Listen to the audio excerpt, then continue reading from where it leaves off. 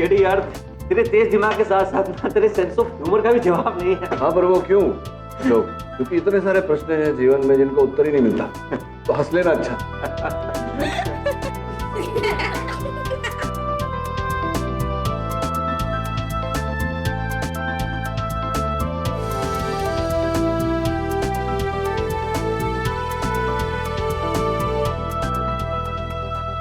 भाभी मैं आपकी हेल्प कर देती हूँ। नहीं, तुम रहने दो। वैसे भी किचन में कौन सी चीज कहाँ रखी है तुम्हें नहीं पता। तुम बैठो। भाई साहब, छोले बहुत अच्छे बने हैं, थोड़ा टेस्ट तो कर लीजिए। पेट में बहुत जलन हो रही है सवेरे। आपके पेट की जलन का इलाज है मेरे पास। मिश्री, सौंफ और हरी इलायची का 1 चम्मच पाउडर 1 गिलास दूध में डाल के पी लीजिएगा। बस आपका पित्त दोष शांत हो जाएगा। आपका ये उपाय अभी जाकर ट्राई करूंगा। मधु, माता जी की तबीयत कैसी है? माँ आजकल चल फिर नहीं सकती। दवाइयों और फिजियोथेरेपी के सहारे आशा करता हूँ जल्दी ठीक हो जाए। हाँ, और ठीक हो जाएगी। एक काम करते हैं, पहले खाना खा लेते हैं, उसके बाद माँ के कमरे में चलते हैं। जी दीदी, दूध गर्म हो गया? बस वही कर रही थी। माँ जी को जाके दे दो। जी। केडी, ये माँ की पर्सनल अटेंडेंट है, माँ की हर जरूरत का पूरा ख्याल रखती है। माँ जी खुद लेकर आई थी उसे 2 साल पहले। मैं तो खुश हूँ कि कोई तो है मेरी मदद करने के लिए।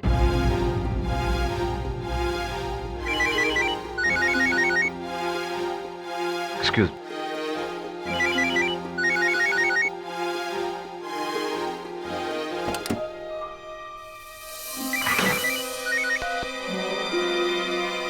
बार बार क्यों फोन कर रहे हो यार मुझे? अरे अभी घर पे मेहमान आए हुए हैं। हाँ, जानता हूं मैं कि थोड़ा और समय चाहिए। मैं तुम्हारे सारे पैसे सूद के साथ चुकाऊंगा। मेरे पास एक कमाल प्लान है। मुझे सिर्फ 2 दिन चाहिए, सिर्फ 2 दिन।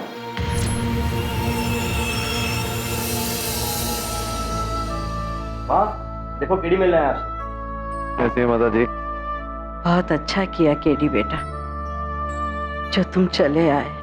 अब इस उम्र में तो जिस सुबह आंख खुल जाए ईश्वर का परोपकार समझना चाहिए, वरना अब तो कभी भी बुलावा आ सकता है। अरे माँ, कैसी बातें कर रही हो? अभी तो तुम्हें अपने पोते और पोती की शादी करवानी है। अशोक सही कह रहा है। वर्तमान जैसा दिखाई देता है वैसा होता नहीं, और अतीत भी वैसा नहीं होता जैसा हम जानते हैं, क्योंकि अतीत के पन्नों में ही मेरी पोती का भविष्य छुपा है। लेकिन उससे पहले मुझे केडी बेटे से अकेले में कुछ बात करनी है।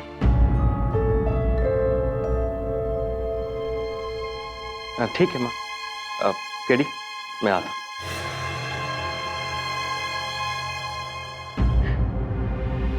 कुछ दिनों में कोई मुझे मार डालेगा। तू वादा कर, जब मेरा कत्ल होगा तू मुझे इंसाफ दिलाएगा। माता जी, कुछ नहीं होगा आपको। आप प्लीज ऐसी बातें ना करें। वादा करके तू पता लगाएगा।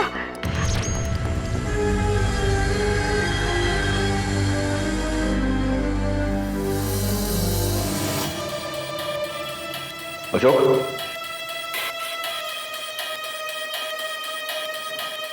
बड़ी तो विचित्र बात कर दी माता जी ने। कह रही थी कि अपने प्राण को लेकर, अपनी सुरक्षा को लेकर थोड़ा सा परेशान है, चिंतित है वो। यार ऐसी कोई बात नहीं है। दरअसल दवाइयों की ओवरडोज की वजह से उन्हें नींद आने लगती है और बेसुधी में इस तरह की बिना मतलब की बातें करने लगती हैं। तू चिंता मत कर। है ये पुरानी लत है तेरी, छोड़ क्यों नहीं देता? नहीं यार, ऐसी कोई बात नहीं। शराब तो मैं कब की छोड़ चुका। आदत होना बुरी बात है, और उस आदत की गुलामी करना उससे भी अधिक बुरी बात है। कोशिश कर, तेरी सेहत का सवाल है। हो सकता है तो छोड़ दे। चल।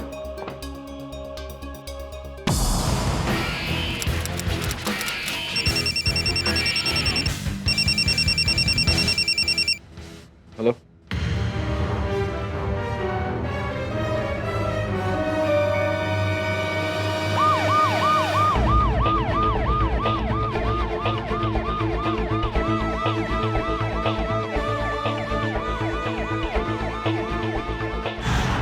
मुझे मार डालेगा।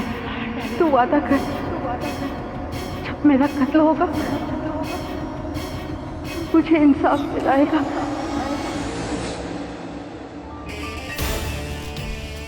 मैं वादा करता हूँ माँ जी, आपके हत्यारे को सजा दिलाकर ही रहूंगा।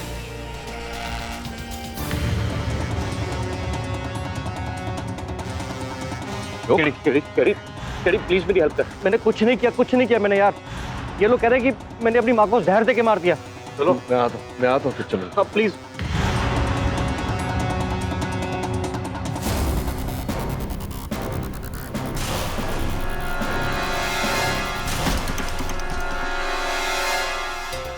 आखिर कोई सोच भी कैसे सकता है कि मैं खुद अपनी माँ को। केडी मेरी बात का यकीन कर, कि जो कुछ भी हो रहा है ना बहुत गलत हो रहा है भाई। तू धीरज रख अशोक। कैसे रखूं? किसी ने मेरी माँ की जान ले ली है, पास चली गई है केडी। केडी तू जानता है ना मैं अपनी माँ को कितना प्यार करता हूँ, जानता है ना मेरे भाई। अशोक मैं समझता हूँ अशोक, भरोसा रख मुझ पर, सब ठीक हो जाएगा। लेकिन मेरा भरोसा मत तोड़ना।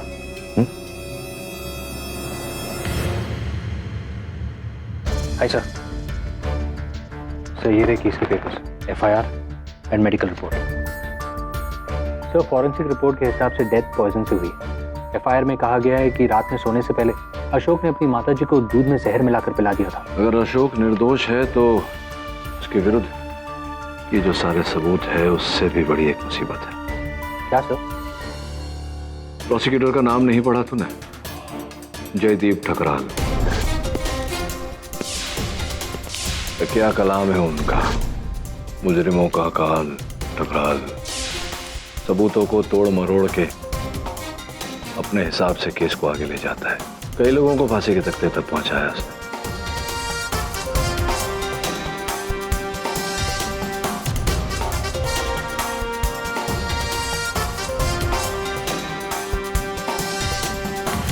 मिस्टर केडी पाठक, ठकराल साहब, बहुत तारीफ सुनी है आपकी। आपके बारे में भी बहुत सुना है ठकराल साहब। ये भी सुना है कि आपको किसी की तारीफ सुनना पसंद नहीं। फिर तो आपने ये भी सुना होगा कि मुजरिमों का काल है ठकराल। ये केस क्यों लिया आपने? किसी को वचन दिया है ठकराल साहब, जो अपने शब्द का नहीं वो अपने रब का नहीं। लेकिन पाठक साहब, केसेस जुमलों से नहीं सबूतों से जीते जाते हैं, तथ्यों से जीते जाते हैं। इतने वर्ष वकालत करने के बाद एक बात सीखा हूं ठकराल साहब, सत्य हमेशा सत्य नहीं होते। Wish you all the best. Your honour, मैं अदालत का समय बचाने के लिए जाना चाहता हूं, इसलिए इस केस को सिर्फ 2 बातों में बयान कर देता हूं। पहली बात तो ये कि मुल्जिम अशोक सक्सेना एक शराबी और नाकारा व्यक्ति है जिसने दूध में जहर मिलाकर अपनी मां यानी कि मिसेस सक्सेना की हत्या कर दी।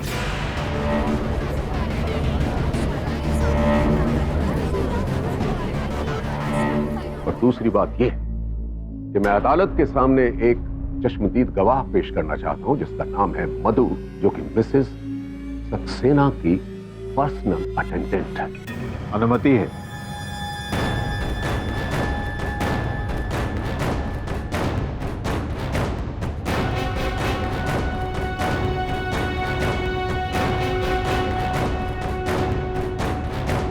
मधु, अदालत को बताइए कि क्या हुआ था उस रात। मधु जी माँ के लिए दूध गर्म कर दिया? हाँ बस हो गया। चलो आज मैं माँ के लिए दूध ले जाता हूँ।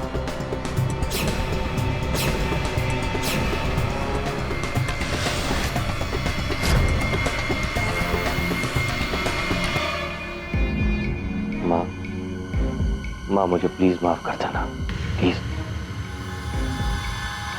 सर अगली सुबह जब मैं माँ जी के कमरे में गई तो माँ जी मैंने अपनी माँ को जहर नहीं दिया। अच्छा, तो मां की किस बात में मांग रहे थे आप? मैं कभी भी एक अच्छा बेटा साबित नहीं हुआ। हमेशा निराश किया मैंने अपनी माँ को।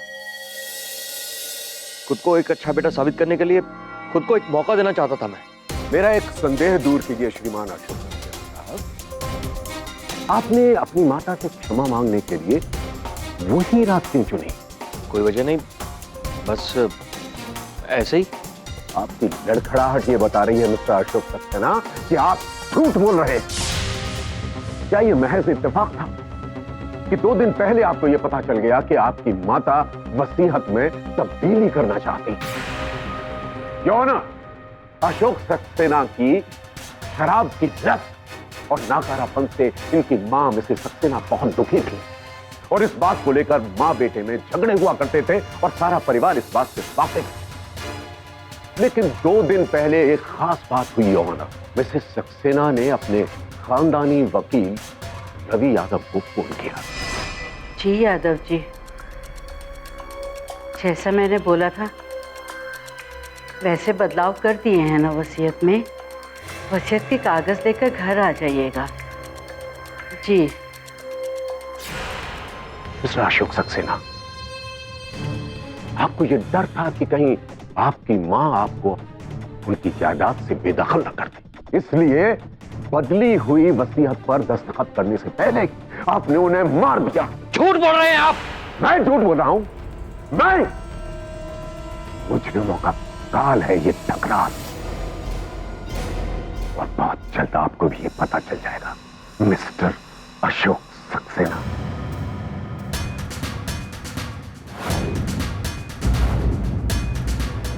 इस पोस्टमार्टम रिपोर्ट से साफ जाहिर है योर ऑनर कि श्रीमती सक्सेना की मृत्यु दूध में मिलाए हुए जहर की वजह से हुई थी। फॉरेंसिक रिपोर्ट के मुताबिक उस कप में जो थोड़ा सा दूध बचा था उसमें जहर पाया गया था और कप के ऊपर जो उंगलियों के निशान थे वो श्री अशोक सक्सेना साहब के ही।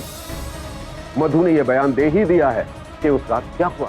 श्रीमती सक्सेना के वकील का बयान भी उनके एफिडेविट के साथ दर्ज है। केस बिल्कुल साफ है। मैं इस अदालत से अपील करता हूं कि मुल्जिम अशोक को मुजरिम करार दिया जाए। टकराल साहब, आप इस केस के परिणाम तक पहुंचने में अति शीघ्रता कर रहे हैं। अगर आपको आपत्ति न हो तो आपके इस चश्मदीद गवाह से मैं वार्तालाप करना चाहूंगा। चलिए, आप अपना ये शौक भी पूरा कर लीजिए मिस्टर पाठक, लेकिन मेरी गति में गतिरोध मत पैदा कीजिएगा। जैसे आपकी आज्ञा। तो मधु, तुम्हारे कथन के अनुसार तुम उस समय दूध को गर्म कर रही। जी।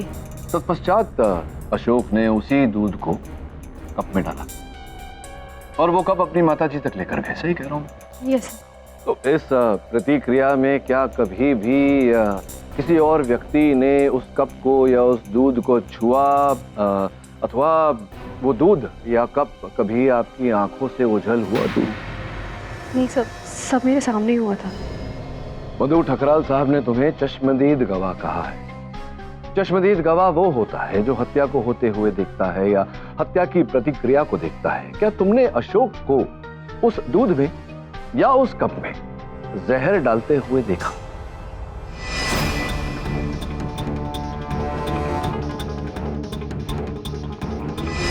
नहीं सर, मैंने ऐसा तो कुछ नहीं देखा था। अर्थात तुम चश्मदीद गवाह हो ही नहीं सकती। फिर ठकराल साहब, आप इन्हें चश्मदीद गवाह कह रहे हैं? क्योंकि पाठक साहब, फॉरेंसिक रिपोर्ट के मुताबिक उस कप में बचे हुए दूध में विष था और ये सिद्ध हो चुका है। कप में जो बचा हुआ दूध था उसमें जहर था। बात तो उचित है ठकराल साहब की, जिसका ये अर्थ होता है, अब ये संभावना उजागर होती है कि वो जहर कप में जो दूध था उसमें नहीं मिलाया गया, किंतु जिस बर्तन में वो दूध गर्म हो रहा था उसमें मिलाया गया था और बर्तन में दूध आप ही गर्म कर रही थी। तो ये संभावना तो है अब मधु की वो विष दूध में आपने मिलाया हो। आपने मिलाया था। Objection your honour. पाठक साहब मेरे गवाह को झूठे इल्जाम लगाकर डरा रहे हैं। किंतु ये ऑब्जेक्शन सस्टेन। मिस्टर पाठक, अगर आपके पास विटनेस के खिलाफ कोई सबूत है तो पेश कीजिए। क्षमा चाहता हूं योर ऑनर, इस समय मेरे पास इनके विरुद्ध कोई साक्ष्य नहीं।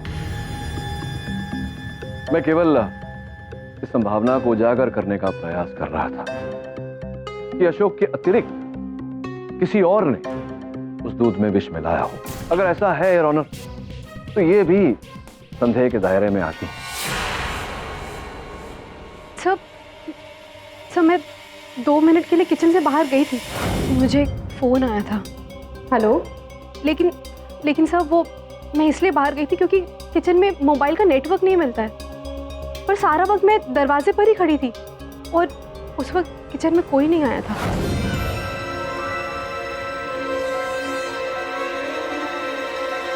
अंत में 2 ही प्रश्न पूछूंगा तुमसे मधु, केवल हाँ या ना में उत्तर देना।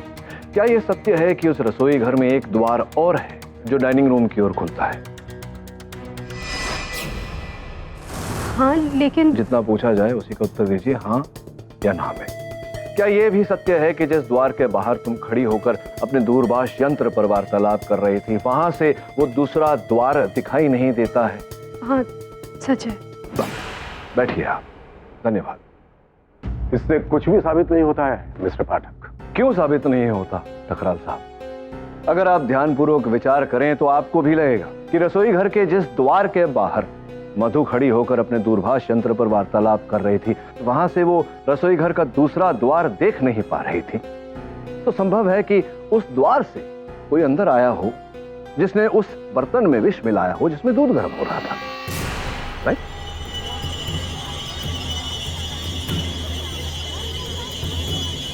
योर ऑनर, इस संभावना के चलते मैं अदालत से निवेदन करता हूं कि जिस बर्तन में मधु ने दूध गर्म किया था उस बर्तन की फोरेंसिक्स जांच की जाए, और जब तक जांच की रिपोर्ट नहीं आ जाती इस केस को यहीं स्थगित किया जाए। ग्रांटेड। इस केस की अगली सुनवाई रिपोर्ट आने के बाद ही होगी। The court is adjourned. Sir हो सकता है ये काम मधु का हो। नहीं वरुण, माता जी को मारने का कोई कारण नहीं था मधु के पास, और अगर मधु मारना चाहती तो माता जी के खाने पीने की चीज में, उनके दूध में विष मिलाकर उन्हें नहीं देती, क्योंकि वो जानती थी कि हर कोई उस घर में जानता है कि माता जी के खाने पीने की चीज सिर्फ मधु ही देती थी उन्हें। तो संदेह सीधा उस पर जाता। संभव है कि हत्यारा चाहता था कि संदेह मधु पर जाए, इसीलिए विष दूध में मिलाकर दिया, और उसी समय दुर्भाग्यवश अशोक, जो कभी अपनी माता जी के लिए दूध नहीं लेकर जाता था, उसी रात दूध अशोक लेकर गया। इस आरोप में वो फंस गया। बड़ा ही पेचीदा मामला है। अगर ऐसा हुआ हो तो फिर वो तीसरा व्यक्ति कौन था जिसने विष डाला, और कैसे प्रवेश किया उसने उस रसोई घर में? ये बहुत बड़ा प्रश्न है वरुण। सर आपने अदालत में बोला था ना वो दूसरा दरवाजा, हो सकता है कोई उस दूसरे दरवाजे से आया हो। हाँ, उस रसोई घर में दूसरा दरवाजा है लेकिन बंद है। रसोई घर की ओर वहां गैस के सिलेंडर रखे हैं और पीछे की ओर डाइनिंग रूम की ओर शेल्फ रखे हैं, दरवाजा खुल ही नहीं सकता। आया कैसे फिर वो तीसरा व्यक्ति? और रसोई घर में तो उस रात मधु और अशोक के अतिरिक्त और कोई था भी नहीं।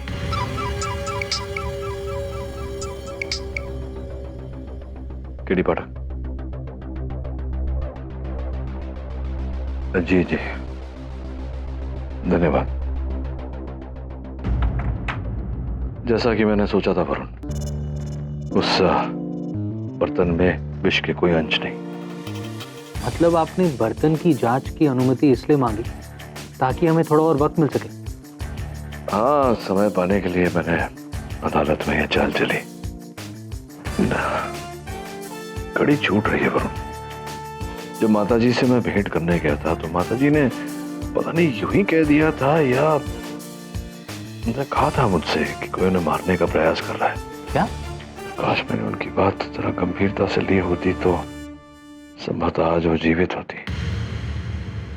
एक काम कर तू वरुण, माताजी के वकील से भेंट कर और पता लगा कि जो नई वसीयत माताजी ने बनवाई थी उसमें क्या क्या बदलाव किए थे। जी सर। संभवतः वहीं से हमें इस केस की कड़ी मिलेगी। आप बैठिए, मैं आपके लिए चाय लेकर आती हूँ। धन्यवाद।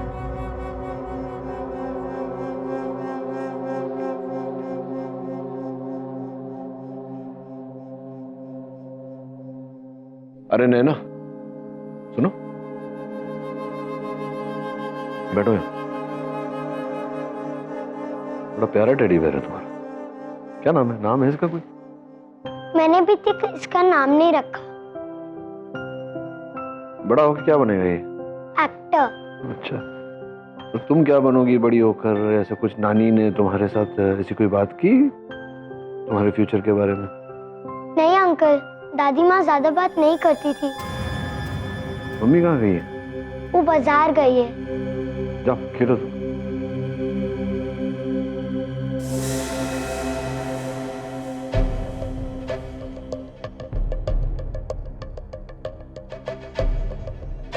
ये जो होगा, कप में दूध दिया गया था माता जी को, तो सेट है उसका और भी कप है?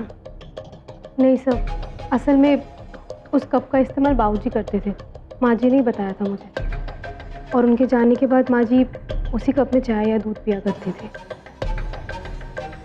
तुम ही देती थी उन्हें? हाँ सर, मैं ही दिया करती थी। पर मेरा विश्वास करिए, माँ जी की जान लेने के बारे में तो मैं सपने में भी नहीं सोच सकती हूँ। माँ जी तो मुझे अपने परिवार वालों की तरह प्यार करती थी। जरा उनके शयन कक्ष में।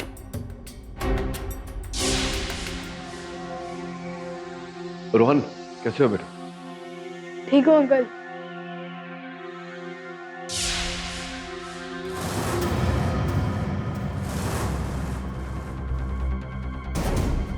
पहले तो मुझे भी यकीन नहीं हुआ कि मिसेस सक्सेना अपनी वसीयत में इतना बड़ा बदलाव करना चाहती। मैंने उन्हें समझाने की कोशिश भी की, लेकिन ये रही उनकी नई वसीयत। लेकिन कानूनन ये किसी काम की नहीं है, क्योंकि इस पर मिसेस सक्सेना के दस्तखत नहीं है।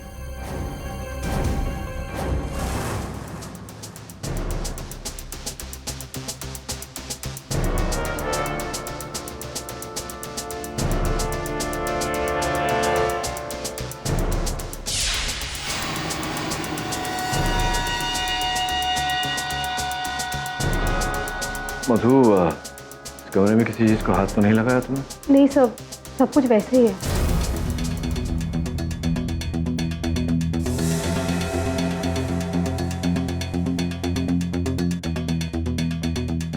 अतीत के पन्नों में ही मेरी पोती का भविष्य छुपा है।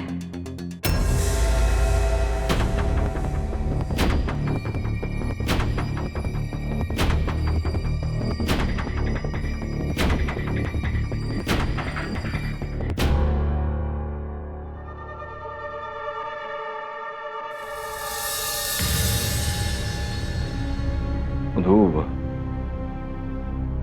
माता जी तुम्हें परिवार का सदस्य समझती नहीं थी। वो जानती थी कि तुम इस परिवार की सदस्य हो। उनकी एक नहीं दो पोतियां थी, और एक पोती तुम हो। तुम्हारी माता जी का पत्र है जो उन्होंने तुम्हारे पिता अशोक को लिखी थी मृत्यु से पहले। अशोक भैया मेरे पिता? ये माता जी के हाथ में आ गई होगी, अशोक तक पहुंची ही नहीं होगी। इसमें उन्होंने लिखा है कि उनके जाने के बाद तुम्हारा और कोई सहारा नहीं रहेगा, इसलिए माता जी तुम्हें उनका सहायक बनाकर इस घर में लाई। तुम्हारी दादी की कमी तो अब पूरी नहीं हो सकती, लेकिन मेरी सहायता करो। तुम्हारी दादी के हत्यारे को हम पकड़ेंगे। उस रात जब मैं माताजी से मिलने आया था, मुझे ऐसा लगा कि उनकी बातों से मैं आभास हो गया है कि कोई उन्हें मारना चाहता है। क्यों हुआ? क्यों उन्हें ऐसा लगा होगा मधु? क्या तुमने कुछ देखा, सुना इस घर में? कोई विचित्र घटना? किसी पर संदेह है तुम्हें?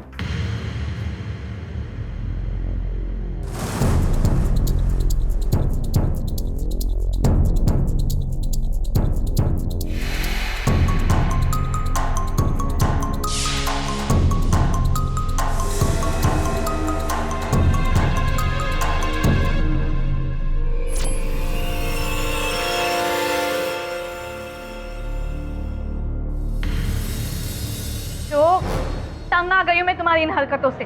कब अपनी जिम्मेदारी संभालोगे? पूरा बिजनेस सुकेश के हाथ में चला गया, और घर का सारा काम मैं करती हूँ, एक नौकरानी की तरह। अरे अपना नहीं तो कम से कम अपने बेटे के भविष्य के बारे में तो सोचो। अरे क्या करूं मैं, क्या करूं? नया काम शुरू करने के लिए पैसा नहीं मेरे पास, ऊपर से माँ ने वसीयत बदल दी।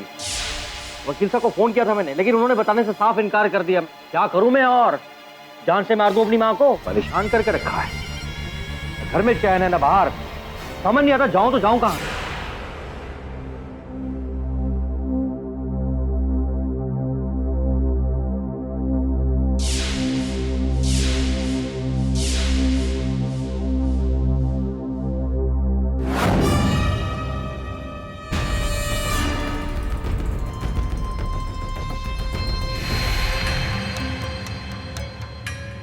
माँ जी, अब ना मैं भी आपकी हर ज़रूरत का ध्यान रखूंगी। आपकी चाय, दूध, दवाई, हर चीज़ का ध्यान रखूंगी मैं भी। अब ठीक है? तुम्हारे पिता अशोक ने माताजी को मारने की बात की थी। सुकेश घर में रिवॉल्वर लेकर आया और रोमिला बाजार से मांस काटने का छुरा। किंतु इस घर में तो सब शाकाहारी है। भाई साहब। अरे भाभी जी, आप आइए आइए, बैठिए।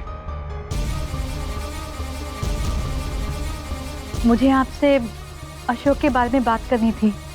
आप प्लीज उन्हें बचा लीजिए भाई साहब, मुझे पूरा यकीन है उन पे।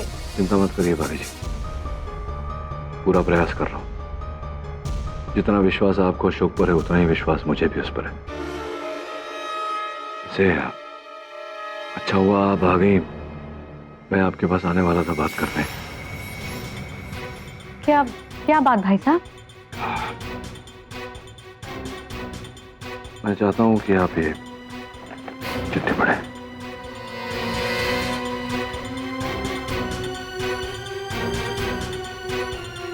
अभी जी, मधु अशोक की बेटी है। ये आप क्या बोल रहे हैं? आपके विवाह के पहले की बात है। अशोक और मधु की माताजी कविता के बीच में मरण था। परिस्थितियों के कारण उन्हें अलग होना पड़ा। ये बात अशोक भी नहीं जानता कि मधु उसकी बेटी है।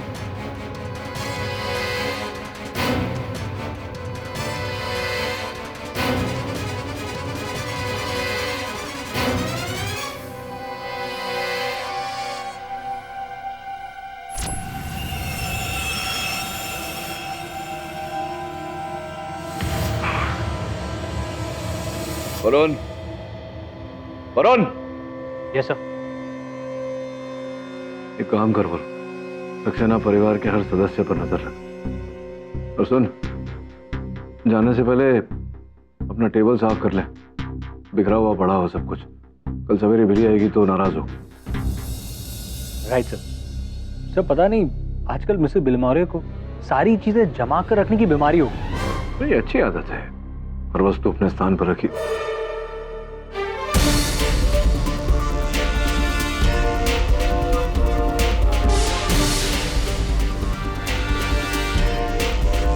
हर वस्तु अपने स्थान पर रखी गई। अदालत की कार्रवाई शुरू की जाए। सुकेश, जिस रात माताजी की हत्या हुई, क्या उस रात आप उनके शयन कक्ष में गए? नहीं, बिल्कुल नहीं। अच्छा, ये कुछ देखिए, ये इसमें से किसी वस्तु को पहचानते हैं आप? देख लीजिए, हाथ में देखकर ठीक से देख लीजिए।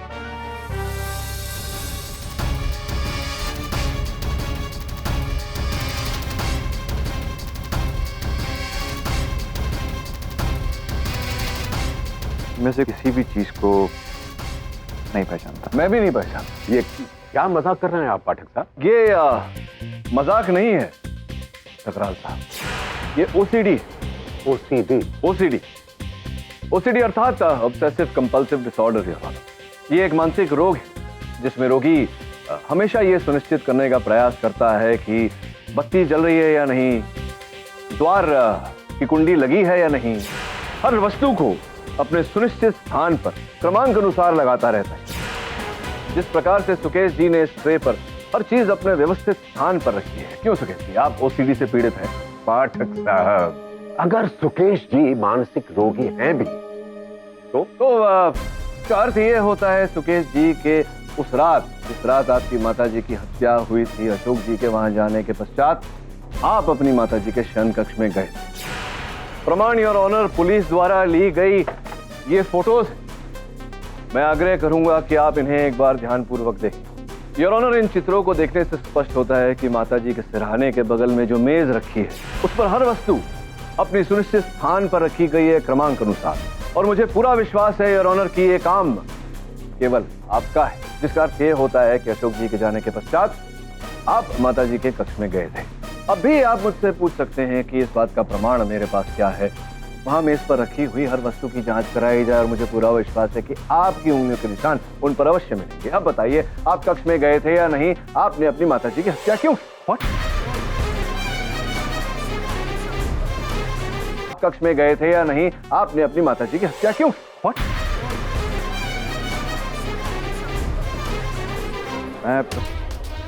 मैं माँ के पास गया था, मैंने झूठ बोला पहले आपसे, मगर मैंने माँ को नहीं मारा। मैं अपनी माँ को क्यों मारूंगा?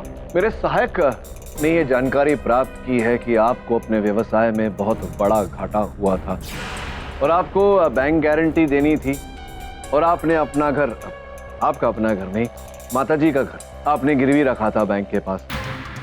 जो कागजात आपने जमा किए थे बैंक के पास, उस पर आपकी माताजी के हस्ताक्षर थे, जबकि आपकी माताजी घर 3 हिस्सों में बांटना चाहती थी। तो वो घर वो बैंक के हाथों में क्यों देगी? जिसका अर्थ ये होता है कि जो हस्ताक्षर आपकी माताजी के थे उन कागजात पर, वो हस्ताक्षर आपकी माताजी के नहीं थे, आपके थे। आपने जाली हस्ताक्षर किए थे उन कागजातों पर। जब आपको ये पता चला कि आप बैंक का ऋण नहीं उतार पाएंगे, वो घर आपके हाथों से आज नहीं तो कल गया और इस बात का पता आपकी माताजी को लगेगा, तो आपने सोचा कि क्यों ना उन्हें हमेशा के लिए खामोश कर दिया जाए। आपने उनकी हत्या कर दी।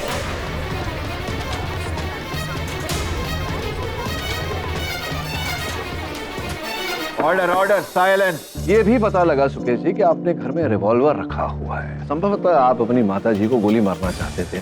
फिर आपने सोचा कि आपका रिवॉल्वर अगर आप चलाएंगे, गोली मारेंगे अपनी माताजी को, तो बात बाहर आएगी, आप फंस जाएंगे। आपने सोचा क्यों ना जहर देकर मार दिया जाए उन्हें, ताकि आप पर कोई संदेह ना करे। वो रिवॉल्वर मैंने अपनी सेल्फ डिफेंस के लिए ली थी। मेरी परिवार को मारने की धमकियां मिल रही थी मुझे। मैं क्या करता? वाह वाह वाह, क्या बात, बहुत अच्छी जांच की है आपने पाठक साहब। लेकिन हमने भी थोड़ी सी जांच की और हमारे सामने भी कुछ चीजें आई। सुकेश जी अपनी माता के पास गए और उन्होंने सब कुछ सच सच उगल दिया।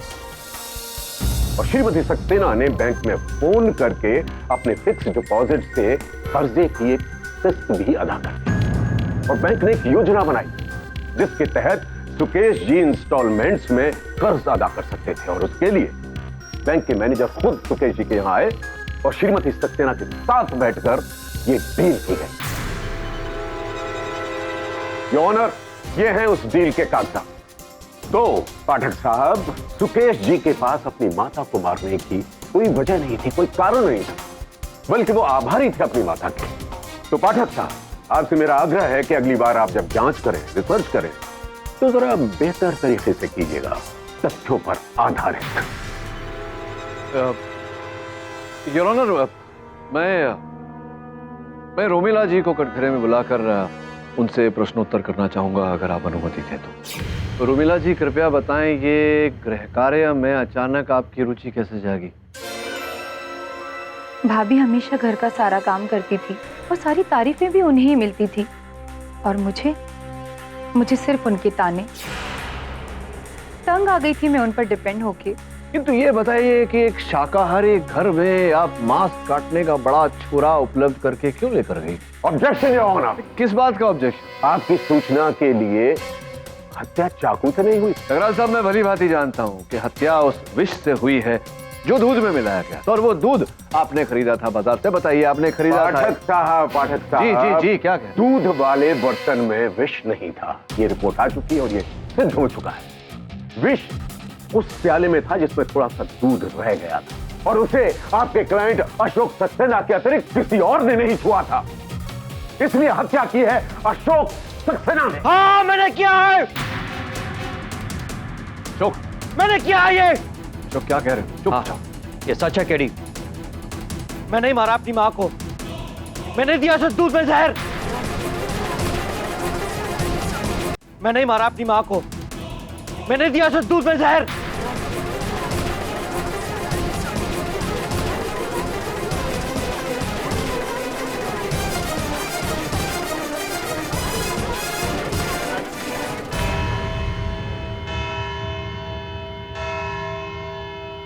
पाठक साहब, पहली मुलाकात में मैंने आपसे क्या कहा था?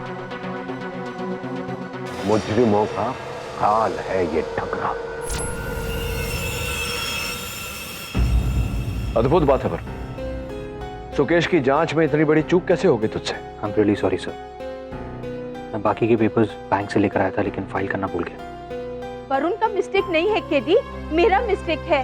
वरुण तो पेपर्स तुम्हारे टेबल पर रखा था, पर क्लीनिंग के टाइम पे मैं गलती से गलत फाइल में रख दी। बिली, झूठ मत बोलिए। मैं देख रहा हूँ मेज पर कल मैं रात को जहाँ कलम रख कर गया था, कलम वही है, राइटिंग पैड भी वही है। आपने मेज की सफाई की नहीं, वरुण को बचाने के लिए आप झूठ बोल रही हैं।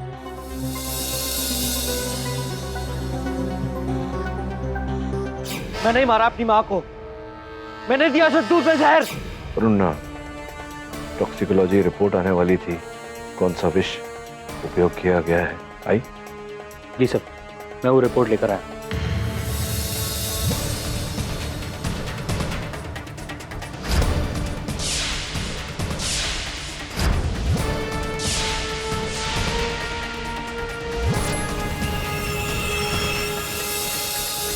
तो आपने अपनी माताजी की हत्या की उनके दूध में विष मिलाकर? हाँ, मैंने की। आपने अपनी माताजी को मारा। अदालत को बताइए अशोक, कौन सा विष मिलाया था आपने दूध में? वो याद नहीं आ रहा या मेरे प्रश्न का उत्तर है ही नहीं आपके पास? वो कोई बात नहीं, मैं बताता हूं। किंतु उससे पहले योर ऑनर, मैं इनकी पत्नी लीना को कटघरे में बुलाने की अनुमति चाहता हूं। सर्वप्रथम योर ऑनर, मैं अदालत को यह जानकारी देना चाहूंगा कि दूध में जो विष मिलाया गया था जिसके कारण माताजी की मृत्यु हुई, उसका नाम ज़ैक्सोनिटिन है। 6 आयुर्वेदिक औषधियों का मिश्रण है योर ऑनर। ये औषधियां आयुर्वेद में अलग अलग रोग की चिकित्सा के लिए अलग अलग प्रकार से इनका उपयोग किया जाता है। और लीना जी, आपको तो अधिक मात्रा में आयुर्वेद का ज्ञान होगा, आपके पिताश्री बहुत महान वैद्य हैं। आपके पेट की जलन का इलाज है मेरे पास। मिश्री, सौंफ और हरी इलायची का 1 चम्मच पाउडर 1 गिलास दूध में डाल के पी लीजिएगा, बस आपका पित्त दोष शांत हो जाएगा। बहुत बहुत आभार मानता हूँ आपका कि जो नुस्खा आपने दिया था मुझे आयुर्वेदिक, उससे बहुत लाभ हुआ मुझे। जहाँ हम आयुर्वेदिक की बात कर रहे हैं तो मैं आपसे ये पूछना, योर ऑनर, ये क्या अनर्गल बातें चल रही हैं? पाठक साहब के मुवक्किल श्रीमान अशोक सक्सेना जी ने इकबाल जुर्म कर लिया है। अब ये फालतू में अदालत का वक्त जाया कर रहे हैं। योर ऑनर, ठकराल साहब को तो वकालत में वर्षों का अनुभव है। पिछली सुनवाई में इन्होंने मुझे सलाह दी थी मुफ्त में योर ऑनर कि जब भी मैं केस का अध्ययन करूं तो उसे ठोस रीत से करूं। वैसा ही मैंने किया। मेरे सहायक ने पता लगाया कि अशोक के घर के निकट 3 आयुर्वेदिक औषधि की दुकान है।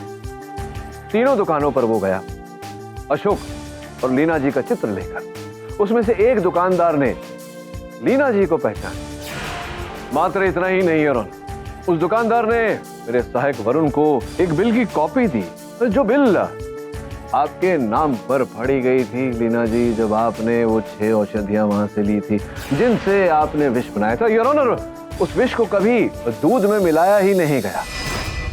उस विष को बनाकर लीना ने उस कप पर रगड़ दिया था जिस कप में माताजी दूध पिया करती थी।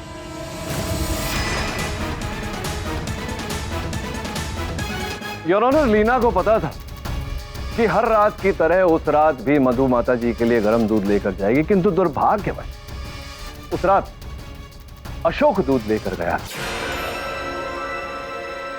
योर ऑनर, पिछली सुनवाई में ठकराल साहब ने एक बात उठाई थी। ये कहा था कि उस कप को अशोक जी के अतिरिक्त अगर किसी ने छुआ ही नहीं तो किसी और का उस दूध में विष मिलाना संभव ही नहीं। इसी बात को अशोक समझ गया। यार, वो जानता था कि घर का सारा काम लीना ही करती है, और यही बात इस कटघरे में रोमिला ने भी कही थी। भाभी हमेशा घर का सारा काम करती थी।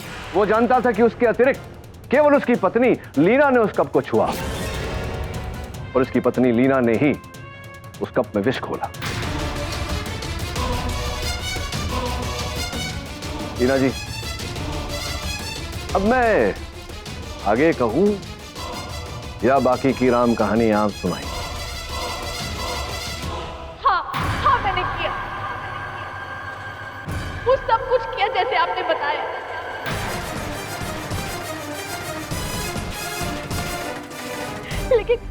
लेकिन मैं अशोक को बचाना चाहती थी, और उस रात मैं आपके ऑफिस आई थी, सच बता दे। लेकिन उसके पहले आपने मुझे अशोक की उस नाजायज औलाद के बारे में बता दी। मैं अंदर ही गुस्से से पागल हो गई थी। मैंने तुम्हारे लिए क्या कुछ नहीं किया अशोक, और तुमने मुझे ये सिला दिया। लीना, ये क्या कह रही हो तुम? लीना जी, बहुत बड़ी भूल कर दी आपने। मैं समझता हूं कि आपने जो किया अपने बच्चों का भविष्य बचाने के लिए किया, क्योंकि आपको ऐसा लगा कि माताजी आपके पति अशोक को अपनी धन संपत्ति से बेदखल करने वाली है, किंतु ऐसा नहीं था। वो केवल मधु का नाम उस वसीयत में जोड़ना चाहती थी। आपको समझने में भूल हो गई। The defence, rest your honour. तमाम गवाहों और सबूतों को मद्देनजर रखते हुए यह अदालत लीना सक्सेना को दोषी पाते हुए उस पर मुकदमा चलाने का हुक्म देती है, और साथ ही अशोक सक्सेना को इस केस से बाइज्जत बरी करती है। The case is closed.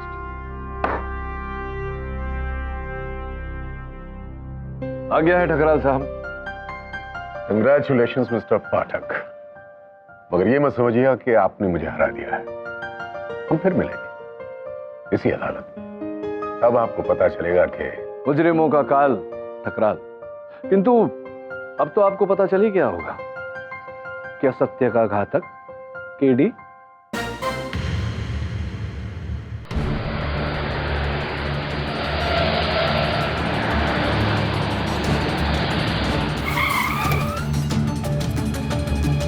Ankita दीदी, अंकिता दी, ये रोगी, मैंने कुछ नहीं किया, मैंने नहीं मारा उसे, मैंने नहीं मारा उसे, चित्तू नहीं मारा। आप यहाँ की रात को क्या कर रही हैं? ये तो कहाँ है?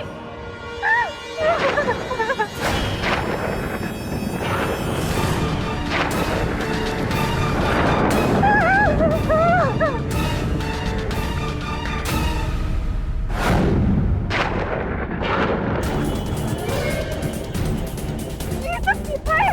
क्यों है ये सब? मैंने नहीं मारा, मैंने नहीं मारा। तुम्हें किसने मारा? ये सब उसकी वजह से हुआ। किसकी वजह से? उसकी वजह से हुआ। उसकी वजह से हुआ। उसकी वजह से। उसकी वजह से।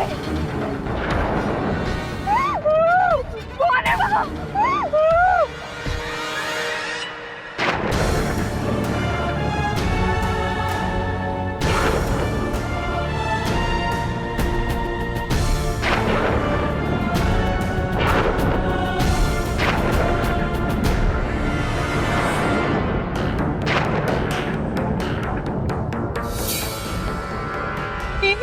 यहाँ तो कोई भी नहीं है। भाई, गाड़ी के अंदर वो दरवाजा खोल के देखो, गाड़ी के फ्रंट सीट पे है वो।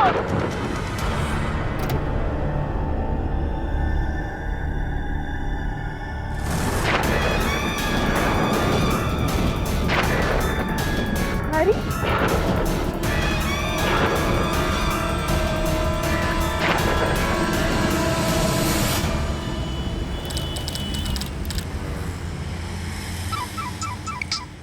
हेलो, केडी, कैसे हो मेरे दोस्त? कौन?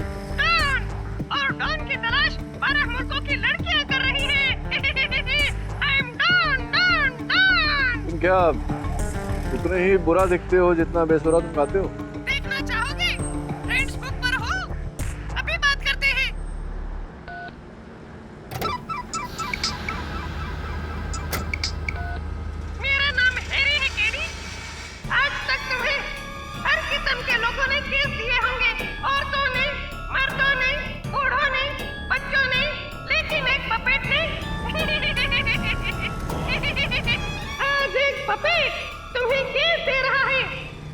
अरे जी, आपके पीछे हाथ किसका है? मेरे पीछे किसी का हाथ नहीं, और इस केस में उसका भी हाथ नहीं। किसका? अंकिता वोरा का, जिसे पुलिस ने अपने पति की जान लेने के लिए पकड़ा है। माय लॉर्ड, वो बेकसूर है। देखो भाई, तुम जो भी हो, ये मजाक मेरे साथ। किसी को खून के इल्जाम में फंसाना मजाक नहीं है कैरी, और मुझसे बेहतर तुम जानते हो इस बात को। इसीलिए गोल चौकी, पुलिस स्टेशन, अंकिता वोरा, फौरन वहाँ पहुँचो। Over and out.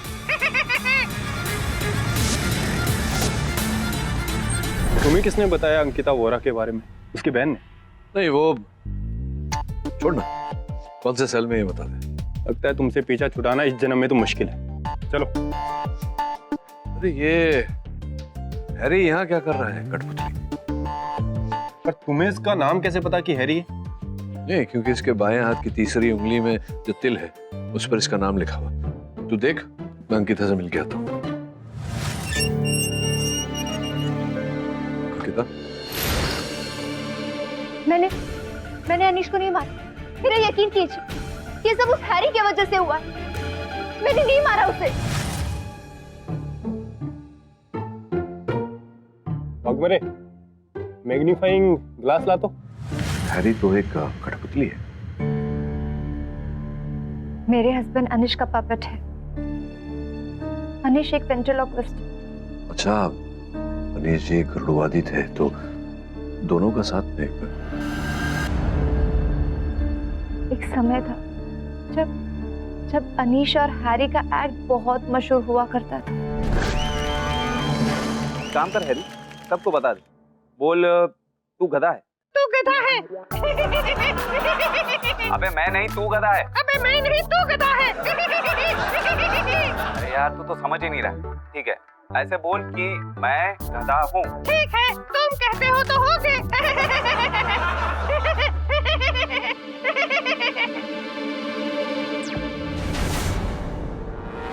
ये क्या किया तुमने? मैं देख रही थी ना। तुम्हें छोड़कर और कोई नहीं देखता ही तमाशा। 4 साल हो गए, कोई ढंग का काम नहीं है मेरे पास। और ये मनहूस, ये अब बेताल की तरह लटकता रहता मेरे ऊपर। सोच लिया मैंने कि अब ये कॉमेडी बंद करके कोई बिजनेस करूं। ये तुम्हारा पैशन है? तुम हैरी? खत्म हो गया पैशन, मर गया है। मेरा बस अब एक ही सपना है, रेस्टोरेंट खोलूंगा मैं। अनीश,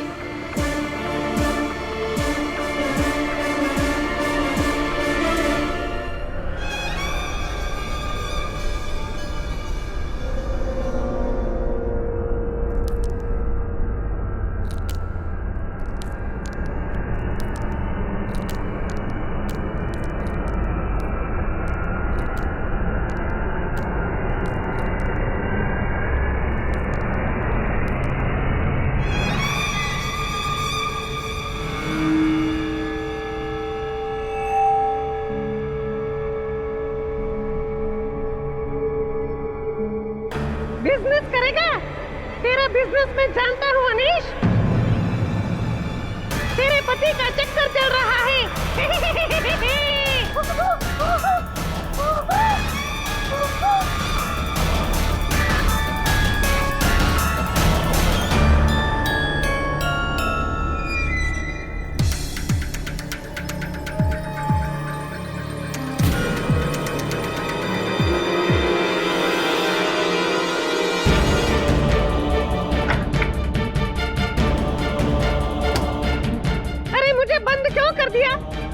अंकिता, मुझसे डरो मत। मैं तुम्हारा दोस्त हूँ। दुश्मन तो अब अनीश है, हम दोनों का।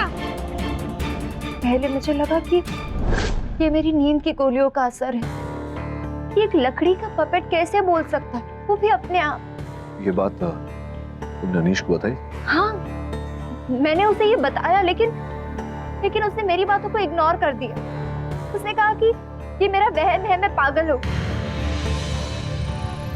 लेकिन 2 दिन बाद जब अनीश होटल के बिजनेस के सिलसिले में पुणे गए थे और मैं घर साफ कर रही थी, अंकिता, प्लीज मेरी बात सुनो, मैं तुम्हारी मदद करना चाहता हूँ।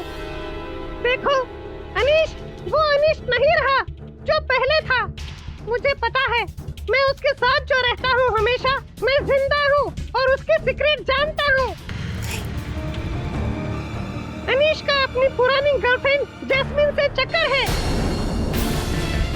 तुमसे कहकर गया है कि वो पुणे में है ना? अभी जुहू के ड्रीमलैंड होटल फोन करो और रूम नंबर 231 के अनीश वोरा के बारे में पूछो, तभी तुम्हें मेरी बात पर यकीन आएगा। Do it.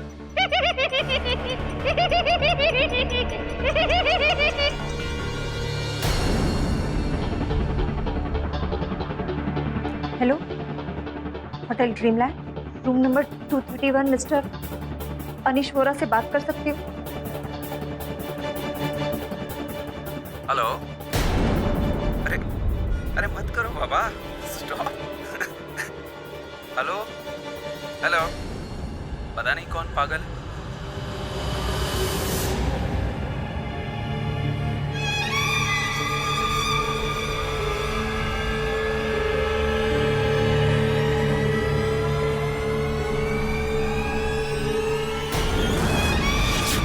I am sorry Ankita, पर अच्छा है कि तुम ये बात अभी जान गई। तुम बोल कैसे सकते हो? तुम्हारे अंदर की आवाज तो अनीश की है ना, तो तुम कैसे बोल सकते हो? सवाल ये नहीं कि मैं जिंदा कैसे हूँ, सवाल ये है कि तुम्हारा पति तुम्हें जीते जी मार रहा है। उस जैस्मिन के लिए उसने तुम्हें और मुझे दोनों को ठुकरा दिया है। क्या इसका बदला हम नहीं लेंगे अंकिता?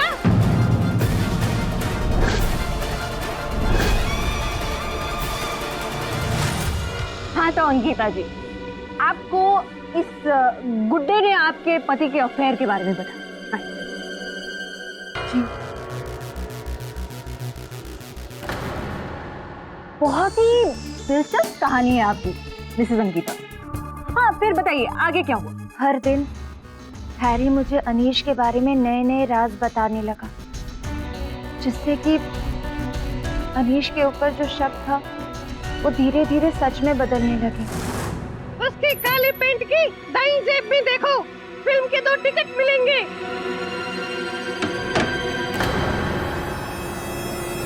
नाइट शो, और कह के गया था कि किसी बायर से मिलने जा रहा हूँ। झूठा। उसके बैग में टोलाराम ज्वेलर्स की एक रसीद है, 2 लाख के एक हार की।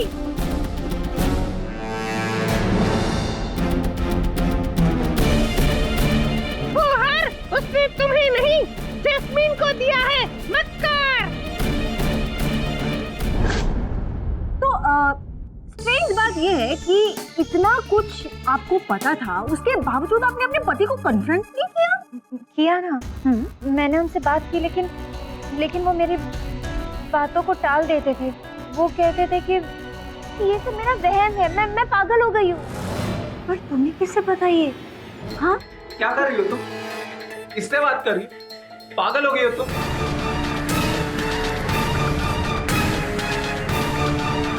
लेकिन एक रात जब अनीश घर पर नहीं था, अचानक फोन बजा। हेलो अंकिता, अनीश, क्या हुआ? मुझे बचा लो, वो मुझे मार डालेगी। कौन मार डालेगी? जैस्मिन। अंकिता तुम सही थी, मैं इस वक्त चाइना स्विच करो, प्लीज हो सके तो आ जाओ। अनीश! अनीश!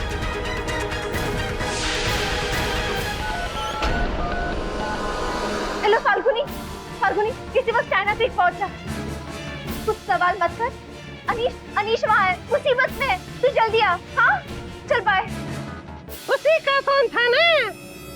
मत जाओ चाइना क्रीक, तुम्हें मारने का प्लान बनाया है उन दोनों ने। वहाँ से नीचे धकेल देंगे तुम्हें। क्या बकवास कर रहे हो तुम? मैंने अनीश की आवाज सुनी, वो मुसीबत में है। मैं जा रही हूँ। मुझे भी साथ में ले लो, मुझे अनीश पे भरोसा नहीं है।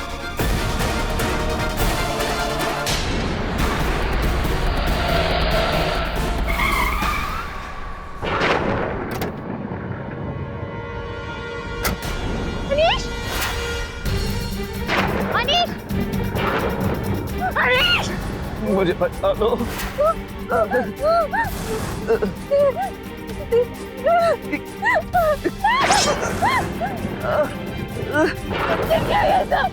जैस्मिन, मैं तो सिर्फ अपना पैर खत्म करना चाहता था, लेकिन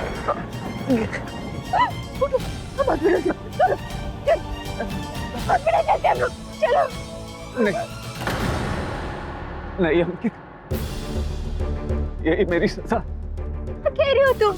हो सके तो मुझे माफ कर देना। I love you Ankit, I love you.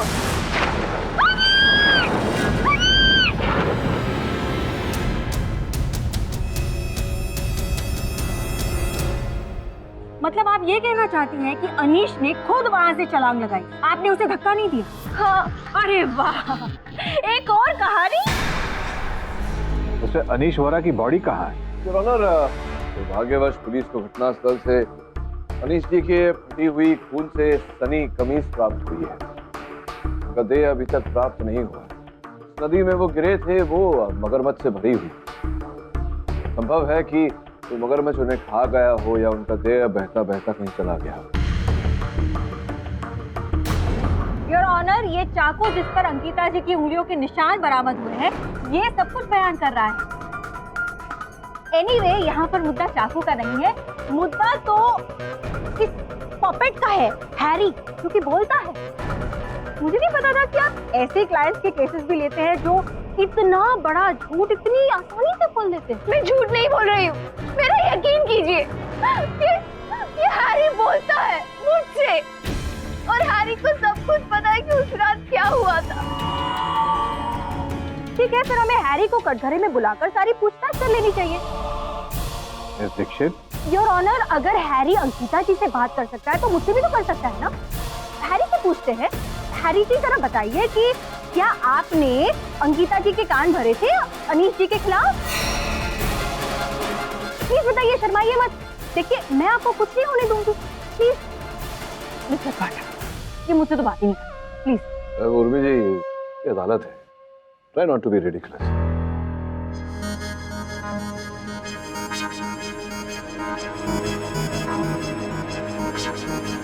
Mister Pathak, क्या देख रहे हैं आप? योर ऑनर, मैं देख रहा था कि उनके अंदर कहीं कोई ऐसा यंत्र तो नहीं लगा जिसके कारण ये बोलते हैं। पुलिस अपनी छानबीन कर चुकी है और ऐसा कोई यंत्र बरामद नहीं हुआ है मिस्टर पाठक। और अगर आपको फिर भी कुछ चेक करवाना है तो अपने क्लाइंट का दिमाग चेक करवाइए, जिसने एक पपेट के बोलने पर अपने पति को मार डाला। नहीं, मैंने अनीश को नहीं मारा है। मेरा यकीन कीजिए, मैंने अपने पति को नहीं मारा है। नहीं मारा है मैंने अनीश को। आपके कहने से कुछ नहीं होता मिसेस अंकिता। आपके घर के सेवक मिस्टर मेघ जी भी यही बताएंगे। पता नहीं साहब, पिछले महीने से दीदी को क्या हो गया था, इस गुड्डे के साथ घर में अकेले बैठी रहती थी और इससे बतियाती भी रहती थी।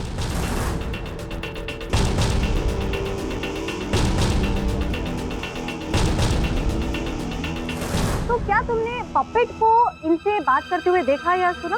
कैसी बात कर रही हैं आप, ये तो एक बेजान चीज है। क्या तुम मानते हो कि तुम्हारी ये जो मैडम है वो थोड़ी सी, अब क्या कहें, ज्यादा दिनों तक घर में अकेले रहने से शायद दीदी का दिमाग सनक गया है।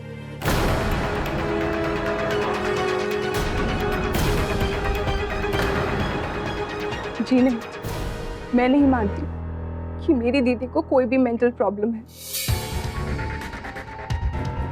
दीदी तो हमेशा से ही एकदम सुलझी हुई और समझदार है। तो अच्छा, आप बताइए, आपने कभी हैरी को आपकी दीदी के साथ बात करते हुए सुना, या आपकी दीदी ने आपसे कभी कुछ ऐसा कहा? दीदी ने कभी मुझसे ऐसा कुछ नहीं कहा। और मैं तो मणिपाल में थी, अपने कॉलेज में। दीदी से ज्यादा बात ही नहीं हो पाती थी। और जज साहब, अगर मेरी दीदी कह रही हैं कि उन्होंने जीजू को नहीं मारा, तो वो सच ही बोल रही हूँ। इसका फैसला अदालत करेगी, आप नहीं। थैंक। एक मिनट, मैं भी कुछ पूछना चाहता हूँ इनसे। ये बताइए कि आप जैस्मिन जी के बारे में क्या जानते हैं?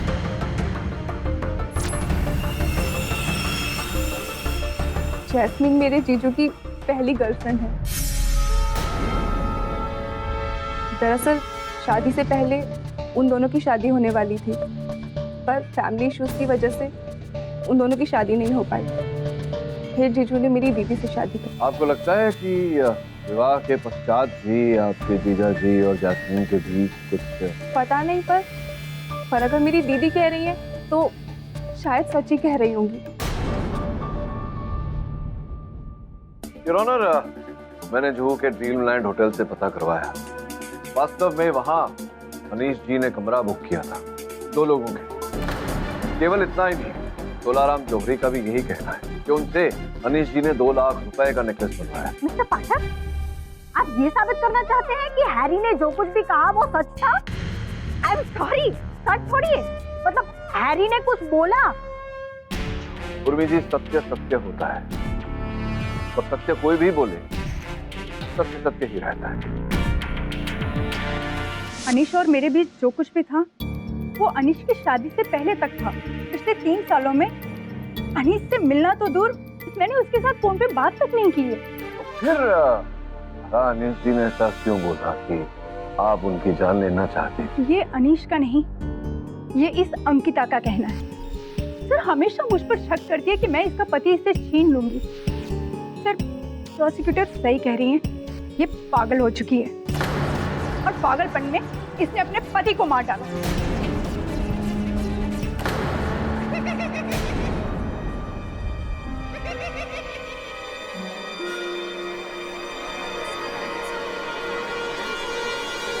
तो कौन हंस रहा है अदालत में? Please keep quiet. क्या कह रही थी आप? उस रात मैं मुंबई में ही नहीं थी। इलेक्ट्रॉनिक इंजीनियर की कॉन्फ्रेंस हो रही थी अहमदाबाद में, मैं वहीं पर थी सर। लेकिन Who is breaking the decorum of the court? Please keep quiet.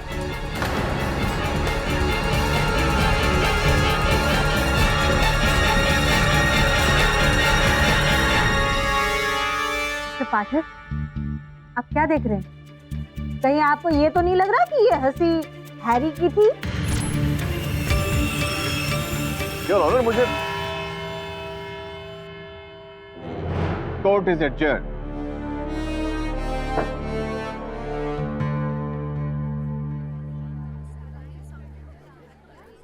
अरे दवे, ये पुतला पुलिस के पास कब से है? क्राइम सीन उसी रात। मुझे आपत्ति ना हो तो मैं 1 दिन के लिए रख लूं? पर केडी, ये इस केस का अहम सबूत है। सबूत से क्या अर्थ है? ये चश्मदीद गवाह है। नहीं, पर तो फिर 1 दिन के लिए मुझे देने में क्या है? अच्छा ठीक है, रख लो। शायद ये पुतला तुम्हें खूनी का नाम बता दे। वैसे मिस्टर पाठक, आपने बताया नहीं ये केस आपको मिला कैसे? आपने भी तो नहीं बताया कि आपने घर में बिल्ली पाल ली। आपको कैसे? छोड़िए, मैं चलता हूँ, केस की तैयारी करता हूँ।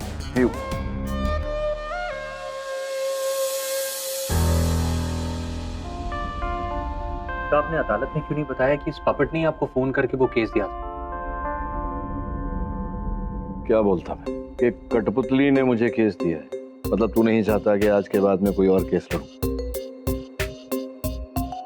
वैसे भी मुझे नहीं लगता इस कठपुतली ने मुझे केस दिया है। वो आवाज संभवतः असल हत्यारे की है या किसी ऐसे व्यक्ति की जो इस हत्याकांड से जुड़ा हुआ है।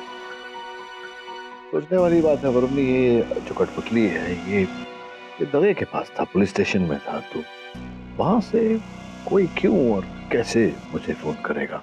दवे ने तुम्हारे को सटाने के लिए। इस पपेट ने ही आपको कॉल किया होगा।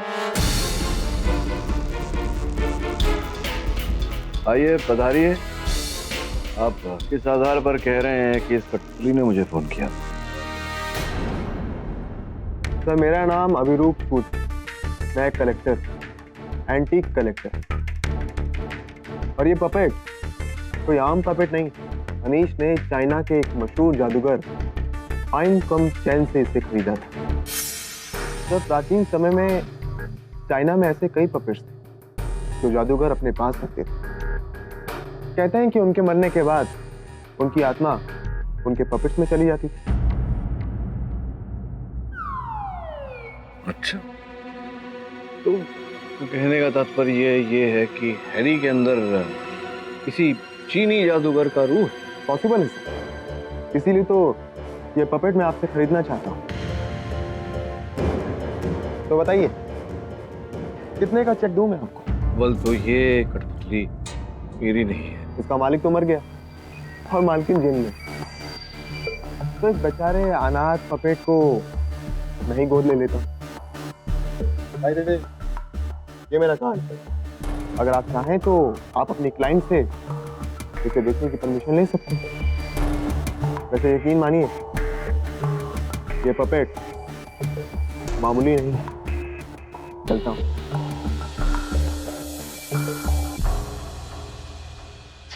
चाइनीज जादूगर की रूह, वो भी इसमें। Isn't it funny, sir? How is it possible? Anish को अंकिता ने नहीं मारा।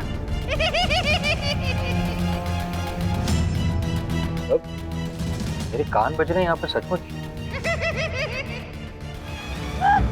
I am going home KD, इसको पहले बाहर निकालो फिर मैं आऊंगी।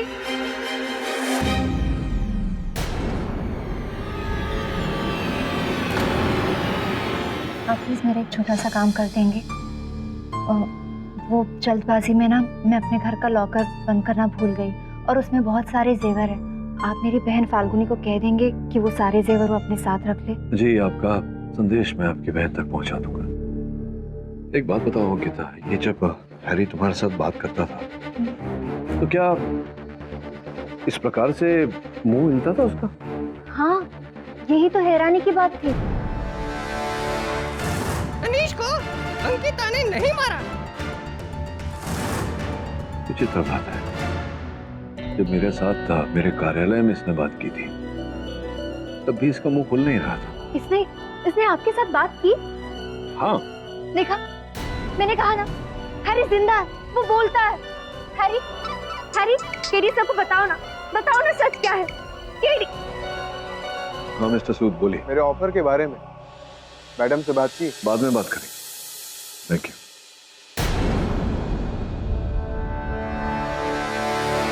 दीदी ने कहा है कि मैं उनकी कुछ पर्सनल चीज़ों को पैक करके अपने साथ रख लूँ। इन सबको मैं लॉकर में रख दूंगी।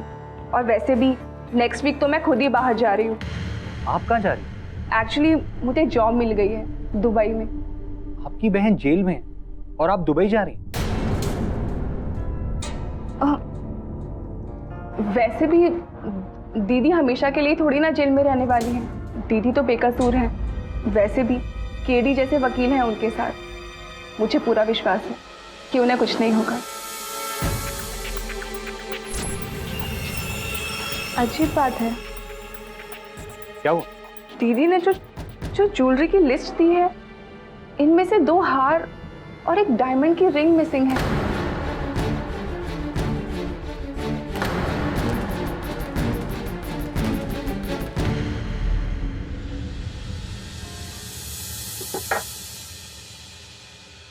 बस से मिस्टर पाठक, आपने बहुत जल्द डिसाइड कर लिया। हाँ, डिसाइड तो करना ही था। कल केस की सुनवाई है। वैसे दिन कौन सा है कल? कल फ्राइडे।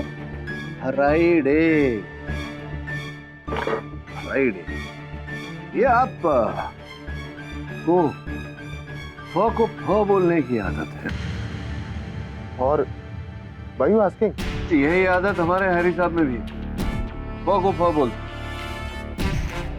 केस कॉल, फॉरन, फ्री, ऑफर। कहीं ऐसा तो नहीं कि आप ही की ध्वनि है हैरी सर में? एक सलाह देता हूँ आपको, जब नकली मूंछ लगाते हैं ना हम, थोड़ी गोंद ज्यादा लगानी चाहिए, नहीं तो निकल जाती है, जैसे कि आपकी अभी निकल रही है। अब निकाल लीजिए, पूरा निकल तो गई है। बाबा, बिना मूंछ के अच्छे लग रहे हैं आप, एकदम कॉलेज बॉय वाली लुक आ रही है। केडी सर, मुझे माफ कर दीजिए सर, मैंने कुछ नहीं किया। अभी देखिए, किया तो आप ही नहीं है। ये केस भी मुझे आप ही ने दिलवाया है हैरी के द्वारा। लेकिन ना, क्यों मुझे शंका हो रही है कि वो जो हैरी था वो ये हैरी नहीं था, ये हैरी वो हैरी नहीं है, कोई और ही हैरी है। जी हाँ, वो डुप्लीकेट था। चलिए, अभी अब बोल ही रहे हैं सब कुछ, तो ये भी बोल दीजिए कि आप हैं कौन और क्यों कर रहे हैं इसे। मैं बताता हूँ, मैं आपको सब बताता हूँ। नया सुराग में जो इस केस को हिला देगा। केस तो हिल चुका हुआ, केस को हिलाने वाले से मिलिए, हमारे अनिरुद्ध सूद साहब, है ना? दिव्यकांत चक्रवर्ती। क्या बात, कहानी में एक और ट्विस्ट। क्या पुलिस को अनीश वोरा की बॉडी मिली? जी नहीं और ऑनर, खोज चल रही है लेकिन उनके शरीर का कोई अता पता नहीं। ऐसा प्रतीत होता है कि मगरमच्छ उन्हें पूरी तरह से खा गए हों। योर ऑनर, इसलिए बेहतर है कि हम असल हत्यारे की खोज करें। हाँ तो मेघ जी, 2 हार, 1 हीरे की अंगूठी। अब मैं कुछ समझा नहीं। कोई बात नहीं, फिर से समझा दूं। 2 हार जो गले में पहने जाते हैं, 1 हरे जड़ाऊ का, 1 सोने का और 1 अंगूठी जिसमें हीरे जड़े हुए हैं। ये सब माल किसे बेचा तुमने और कितने पैसे मिले थे? आई ऑब्जेक्ट योर ऑनर, इसका इस केस के साथ कोई ताल्लुक है ही नहीं। योर ऑनर, ताल्लुक है और कुछ ही क्षणों में मैडम को पता चल भी जाएगा कि क्या ताल्लुक है। बताओ बताओ, जल्दी करो, समय नहीं है हमारे पास, अब हत्यारे को भी ढूंढना है। बताओ कहाँ बेचे थे, कितने पैसे मिले? साहब आप क्या कह रहे हो, मुझे कुछ समझ में नहीं आ रहा। नहीं समझ में आ रहा है? ये देखिए, ये 2 हार और ये हीरे की अंगूठी जो तुमने चुराए, तुमने बेचे थे, पकड़ के लाए हैं, तुम्हारे घर से बरामद हुआ है ये माल। साहब ये सब तो नामुमकिन है। नामुमकिन कैसे है? तुम्हारे घर से निकला है भाई। साहब नकली है ये सब। ये सब नकली है, कैसे पता तुम्हें? असली तो मेरे। असली तो कहाँ है? मेरे भाई के घर पर। झूठ बोला था तुमने इन्हें फंसाने के लिए। हाँ। चलो अब सच बताओ क्या है? मुझे लगा दीदी और साहब के अलावा और कोई तो नहीं जानता है कि घर में क्या गायब है, इसलिए मैं दीदी को पागल। अर्थात तुमने तब झूठ बोला था। सत्य ये है कि तुम्हारी मेम साहब अंकिता जी का दिमागी संतुलन, मानसिक संतुलन सब ठीक है। साहब अभी तो मुझे अपने संतुलन की फिक्र हो रही है, क्योंकि सच्चाई ये है कि अंकिता दीदी उस गुड्डे से बातें करती थी और ये गुड्डा भी उनसे बातें करता था। साहब मैंने बहुत सारी भूतों प्रेतों की कहानियां सुनी है और अब देख भी लिया। साहब जी गुड्डा जिंदा है, दीदी से बातें करता है।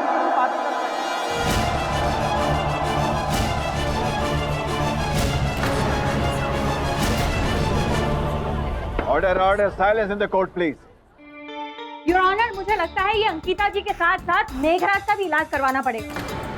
गुरु जी, हो सकता है कि अगर एक व्यक्ति बोले तो झूठ बोले, किंतु अगर 2 व्यक्ति वही बात बोले तो संभव है कि उसमें कुछ ना कुछ सच्चाई हो। क्या ये हैरी, ये पपेट बोलता है? जी। पाठक, आप कब से ऐसी अंधविश्वासी बातों में यकीन करने लगे? उर्मी जी, जब इस अंधविश्वास के पीछे का विज्ञान मैं अदालत में खोलूंगा, आप भी विश्वास करने लगे। क्यों जैस्मीन जी, आप इंजीनियर हैं ना, इलेक्ट्रॉनिक्स इंजीनियर? हाँ तो पूछ रहा था, आपने पढ़ा है इलेक्ट्रॉनिक्स इंजीनियरिंग? देखिए सर, मैं नहीं जानती कि आप क्या कहना चाहते हैं, पर मैं आपको इतना बता दूं कि इस केस से मेरा कोई कनेक्शन नहीं है। कनेक्शन तो है ना, सीधा सीधा अनीश ने कहा था कि आपने उसे चाकू मारा। सर प्लीज, मैं पहले भी कह चुकी हूँ कि मैंने अनीश को नहीं मारा मैंने अनीश को। इनफैक्ट मैं उस रात मुंबई में ही नहीं थी। पता नहीं मेरी बात क्यों नहीं समझते, मैंने नहीं मारा।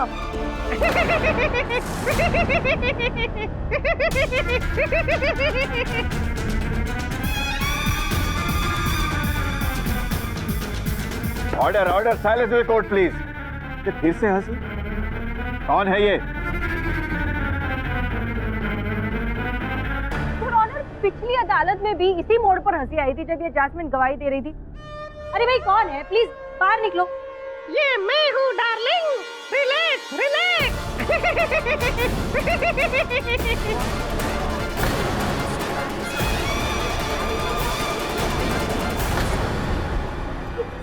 सुना आपने ये? This is impossible. क्यों? मैं बोल क्यों नहीं सकता? हेलो जज साहब, कैसे हैं आप? क्या हो रहा है? हाँ, आप कहो तो मैं डांस भी कर सकता हूँ, लेकिन मेरी पीठ में दर्द है, इसलिए आज नहीं।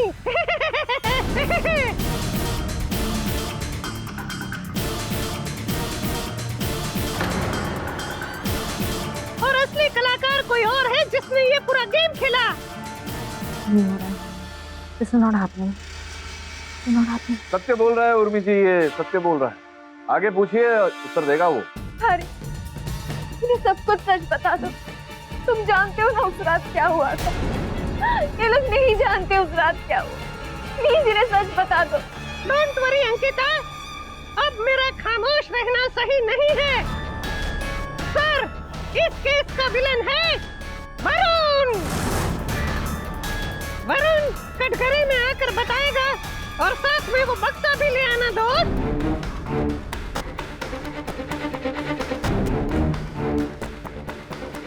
वरुण जी, क्या है तारे में, बक्से में?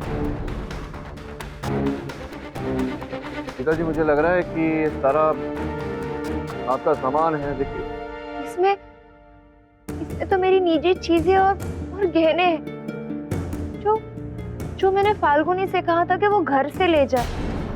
गणेश देव की मूर्ति, ये जेवर, कंगन, दांत। ये दांत तो अनीश का है, उसका नकली दांत है।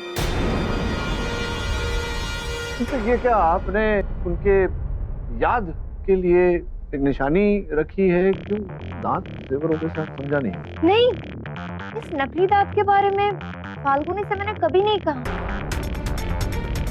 योर ऑनर, पता नहीं था फाल्गुनी को इस दांत के बारे में। अगर आप अनुमति दें तो उन्हें यहाँ बुलाकर पता लगवा। बुलाओ, आ जाओ फाल्गुनी, आ जाओ। मैं समझा ही नहीं। इतने सब भगवान की मूर्ति, इतने बेशकीमती जेवर में नकली दांत क्यों लेकर, क्यों कहाँ लेकर जा रही थी वो दांत? वो शायद गलती से। नहीं, देखिए, ये जो दांत बनता है, ये तो जो व्यक्ति होता है उसके नाप अनुसार बनता है। तो अर्थात इसका उपयोग तो वही व्यक्ति कर सकता है जिसके लिए वो दांत बना हो। और अनीश जी इसका उपयोग तो नहीं कर सकते हैं क्योंकि उनकी तो मृत्यु होगी, स्वर्गीय हो गए वो, या फिर मिस्टर पाठक, कहना क्या चाहते हैं आप? मैं ये कहना चाह रहा हूँ कि संभवतः वो दांत आप उन्हें देना चाह रही थी, अनीश जी को।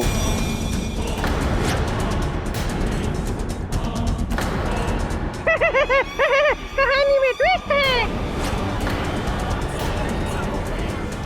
आपको इतना तो पता है कि नहीं कि आप कुछ दिनों बाद दुबई जा रही हैं नई नौकरी के सिलसिले में?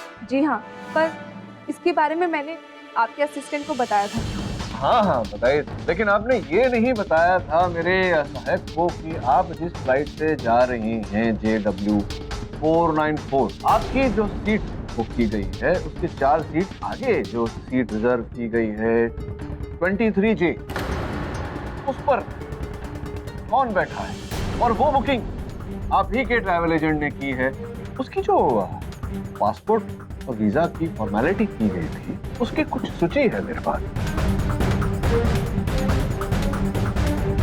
निर्मल राय का वीजा एप्लीकेशन फोटो देखिए।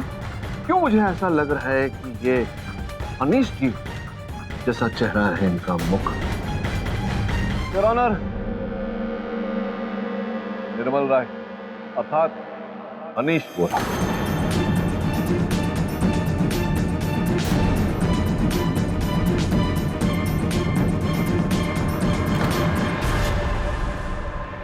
तो अनीश वोरा ही है?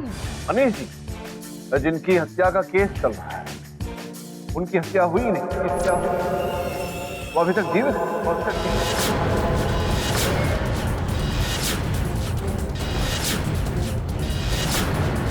ये भी जानना चाहता था आपसे, जो दुबई आप जा रही हैं, आपको नई नई नौकरी वहां प्राप्त हुई है, ये अवश्य गारंटी देता हूं मैं कि किसी इलेक्ट्रॉनिक इंजीनियरिंग कंपनी में आपको नौकरी मिली होगी। अब आप मुझसे पूछेंगे कि मुझे कैसे पता, तो पिछली सुनवाई में आपने मणिपाल का जिक्र किया था। अधिकतम इंजीनियरिंग कॉलेजेस जो है वो वहीं स्थापित है। थोड़ी सी छानबीन की तो हमें पता चला कि आप तो वहां से रोबोटिक्स इंजीनियरिंग करके निकली। रोबोटिक्स इंजीनियरिंग योर ऑनर, जिसका अर्थ ये होता है कि ये ऐसे यंत्र बना सकती हैं जो स्वयं इलेक्ट्रॉनिक्स के आधार पर चलें, बोलें, देखें। जो मुझे रिमोट कंट्रोल से बुलवा ले। बताओ केडी, कल रात को क्या हुआ था? योर ऑनर, हैरी जो बोल रहा है, मैं अदालत को समझाना चाहूंगा। कल रात में जब हैरी के पुतले की छानबीन कर रहा था योर ऑनर, तो अंदरूनी हिस्से पर मुझे छेद नजर आए, जैसे छेद जहां से लगा कि किसी ने स्क्रू निकाले हो योर ऑनर, जिसका तात्पर्य ये होता है कि किसी ने अंदर एक ऐसा यंत्र फिट किया था जिसके आधार पर वो हिल सकता था योर ऑनर, चल सकता था। और अगर इसी पुतले में आप माइक्रोफोन और कैमरा लगा दें तो ये देख भी सकता है, सुन भी सकता है और बोल भी सकता है। Robotic. Am I right or am I right? मतलब हैरी का बोलना, मुझे देखना, सुनना, ये सब उसके अंदर फिट हुए कैमरा और माइक की वजह से था। जी अंकिता जी। योर ऑनर, एक बात मेरी समझ में नहीं आ रही है। जब पुलिस को ये पपेट बरामद हुआ तो पुलिस को तो इसमें कोई यंत्र नहीं मिला था। ओ वाह, ये योर ऑनर की जो पुतले का संचालन रोबोटिक्स द्वारा वो इनके पतिदेव ही कर रहे थे नहीं, और इस बारे में केवल फाल्गुनी जानती थी। योर ऑनर, मेरे मन में संदेह जागा क्योंकि उस समय केवल फाल्गुनी जी और अंकिता जी साथ। पुलिस के वहां आने से पहले इन्होंने हैरी में से वो यंत्र निकाल लिए।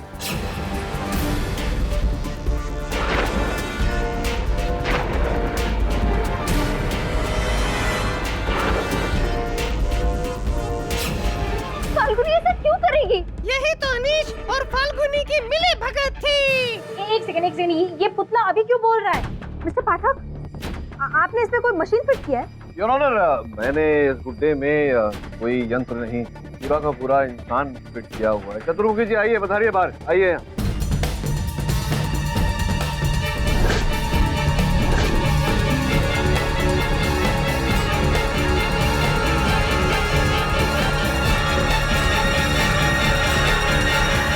योर ऑनर, ये चतुर्मुखी जी हैं, एक गरुड़वादी अर्थात वेंट्रिलोक्विस्ट। जब इन्हें ऐसा लगा कि अगर पुतले की बात फैल जाए कि पुतला चल बोल सकता है, तो इन्हें लगा कि संभवतः इनका डूबता हुआ व्यवसाय फिर से एक बार उभर जाएगा। इसी कारण इन्होंने चीनी जादूगर का आधार बनाकर इन्होंने मुझे फंसाना चाहा। लेकिन फाल्गुनी और अनीश मेरे साथ ऐसा क्यों करेंगे? हाँ योर ऑनर, ये प्रश्न तो अभी भी खड़ा हुआ है कि इनकी बहन और इनके पतिदेव ने इनके साथ ऐसा क्यों किया।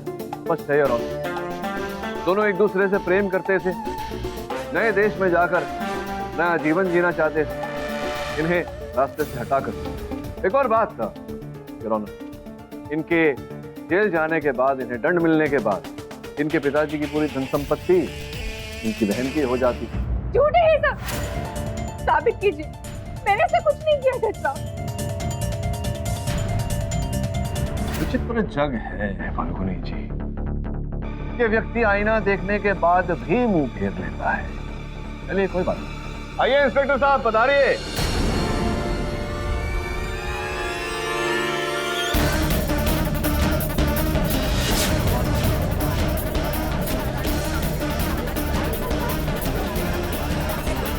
Your Honor, Mr. Anish Vora.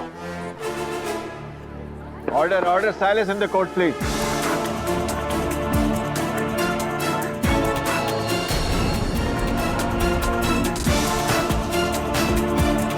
The defense manager.